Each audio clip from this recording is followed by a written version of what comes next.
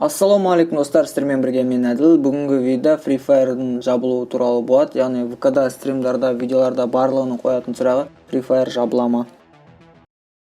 Бүгінгі видеоның демеушісі бір хабет. Онда үлкен ұтыстар және тез ақшаңызды шығара аласыздар. Ең сенімді букмекер. Тек қана спорт емес, сондай-ақ кейбір спортта бар.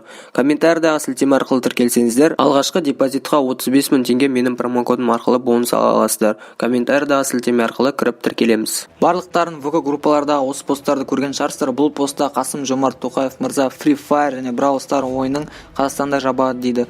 Бұл постқа сенбей-ақ қойыңыздар. Қазақстанда ешкім Free Fire және басқа да ойындарды жабайын деп жатқан жоқ. 15-16 күндері Қазақстанда интернет жасаған жоқ. Сол күндері сондай-ақ Free Fire'да ойынада жұмыс жасаған жоқ. Влас.kz сайтының айтуы бойынша бұл күндері Қазақстанда Google-ға блок қойған, яғни Google жасаған жоқ.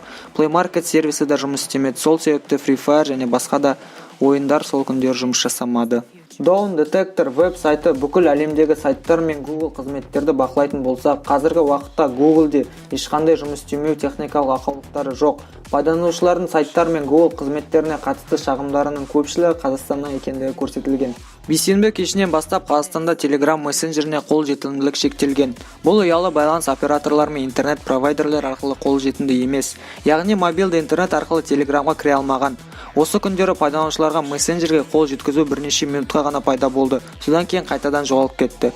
Барлық Google қызметтері мен Telegram мессенджері тек VPN қосылған кезде ғана жұмыс істеген. Егер Google қызметтеріне немесе тағы да басқа әлеуметтік желілерге кірмей жатса, VPN арқылы кіруге болады. Сіздерге описанияға VPN приложенияға сілтеме қалдырып кеттім, кіріп жүктеп алыңыздар. Тағы да осындай жағдайлар болып жатса, VPN арқылы әлеуметтік желілерге кіре аласыздар. Барлықтарын білетін шығарсыздар, 2019 жылдың көктемінің соңына дейін Қазақстанда әр кеш сайын әлеуметтік желілер, яғни Telegram, Facebook, YouTube-қа кіру блокталды.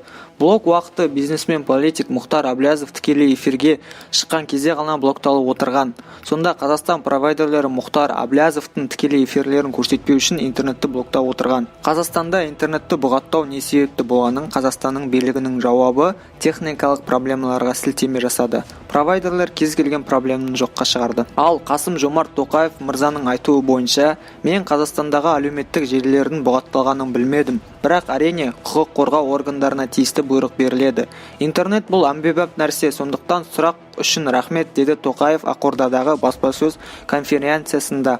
Достар, осымен айтайын дегенім, Google жұмыс істемеуі техникалық проблемаларға байланысты болған. Сол себепті Play Market тағы да басқа сервистер жұмыс жасаған жоқ. Егер Play Market сервисі жұмыс жасамаса, Free Fire тағы да басқа ойындар жұмыс жасамайды. Қазақстанда ешкім Free Fire ойынын жабайын деп жатқан жоқ. Уайымдамаңыздар. ВК-дағы посттарға сенбеңіздер. Егер жабылу туралы айтылса, ол официальный сайттар мен топтарда айтылатын еді.